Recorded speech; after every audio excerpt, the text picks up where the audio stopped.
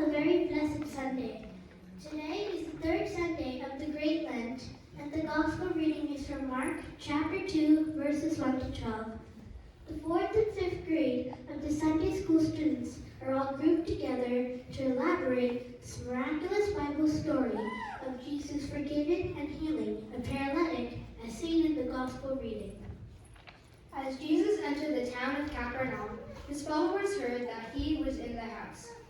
Immediately, many gathered together so that there was no longer room to receive all, not even near the door.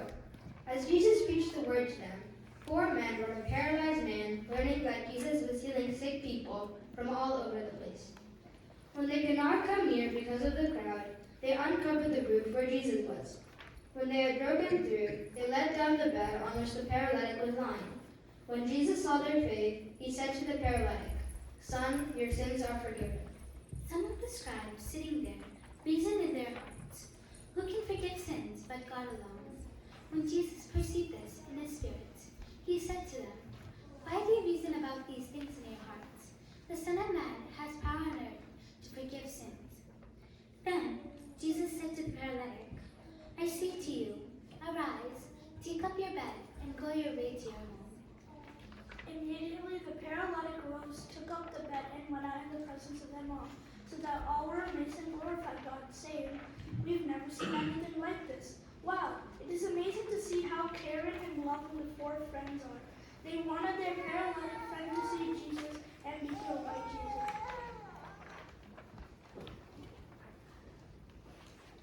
As the body of Christ, we have to be people who truly care. As the Apostle Paul wrote in the Romans 12:15, "Rejoice with those who rejoice, weep with those who weep." In other words, get involved in the lives of other people, giving a chance to the needy to get closer to Jesus is as important as being close to Jesus. Those men were unstoppable, irrespective of their circumstances. The 4 men were determined, and they were not ready to step back. None of them had any differences in their ultimate goal. They were willing to take any hardships for their cause. They did not mind carrying him and even climbing the roof. The Lord saw the 4 men who wouldn't give up and healed their friend. Like the 4 men, we need to put forth efforts so that it will be done. We can also accomplish a lot if we recognize the power of God. We can do all these things through Christ who strengthens us.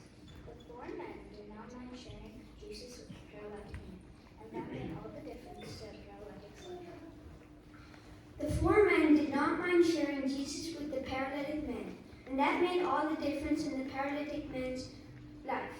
Also, the faith of the 4 men are commendable. These men believed in the divine power of Jesus. They had faith so great they refused to withdraw in the face of an obstacle. These men believed in the divine power of Jesus. They had faith so great it resulted in the healing of the paralytic. As the children of God, we should have faith. If we go to Jesus with true faith, our sins would be forgiven and our diseases would be cured. Faith is an indispensable condition for salvation. Faith is collective as well as personal, for the faith of the paralytic's friends helped in his healing.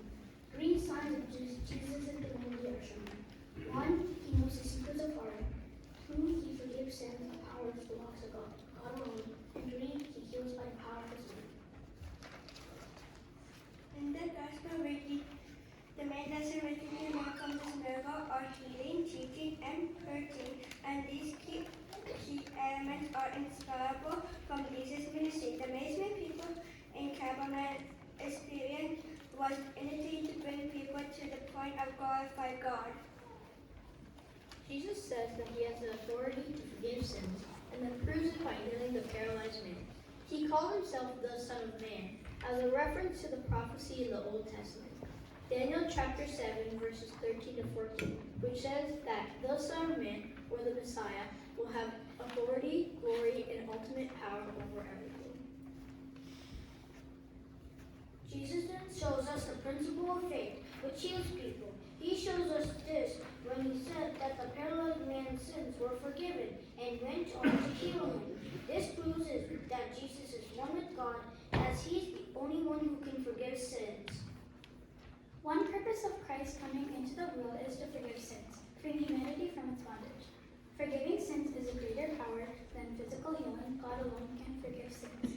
Thus, the easier task is to grant physical healing.